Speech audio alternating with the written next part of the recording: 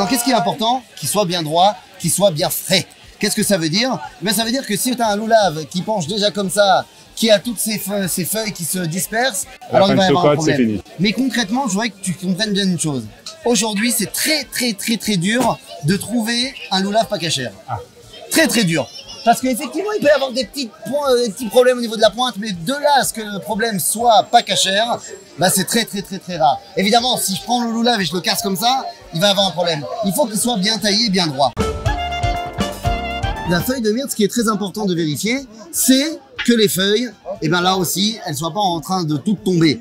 S'il y a une feuille qui est tombée, c'est pas grave. S'il y a une feuille qui est cassée, c'est pas grave non plus. Regarde, là on peut voir, il y a une feuille qui est cassée, mais comme bah, l'écrasante majorité, elle est bien, donc tout va bien. Et il faut que on ait 3 feuilles à chaque étage, si tu veux. On peut voir qu'il y a ici des étages et il faut qu'il y ait 3 feuilles. Alors là, eh ben, je te laisse libre cours aux différents avis. Il y a des avis qui disent qu'il faut que les 3 feuilles soient sur le même étage, mais pas forcément reliées. D'autres qui disent reliées, mais là encore. Et ça va.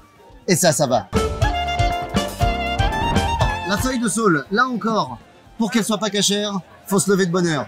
C'est-à-dire qu'une feuille de saule, la harava, qui pourrait ne pas être cachère, c'est quelque chose qui est complètement yavèche, complètement sec, et où toutes les feuilles sont en train de se craqueler. C'est-à-dire, si je fais comme ça, et si la feuille se craque, se casse, elle est sèche, et donc elle est plus cachère. Donc c'est plus cachère. À partir du moment où il est encore plein de vie, et ben c'est bon, tout va bien. Alors, on est arrivé à la partie, on va dire, un peu plus difficile. Un peu plus compliqué. C'est le hétrog. On en voit ici qui le vérifie avec des loupes. Alors, la loupe, c'est pas obligé. Bah, la loupe, c'est pas obligé, évidemment. Comment on a fait quand il n'y avait pas la loupe encore? On avait quand même des hétrogymes. Donc, la loupe, c'est pas obligatoire. Il y a plusieurs choses, par contre, là où il faut effectivement vérifier. D'abord, on peut voir la grande différence. On a des hétrogymes sans tige et des hétrogymes avec tige, appelés pitom. Les Ashkénazim préfèrent avoir le pitom, les Sfaradim préfèrent ne pas l'avoir. D'accord. C'est pas que ici il a été cassé. C'est simplement un autre style de hétrog où la tige est à l'intérieur sans ouvrir. D'accord. Ok?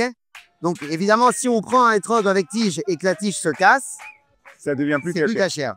Donc ça, c'est important à vérifier. Ce qui est également important à vérifier, c'est qu'il soit effectivement sans imperfection, sans impureté sur le hétrog. Le tien, il est parfait.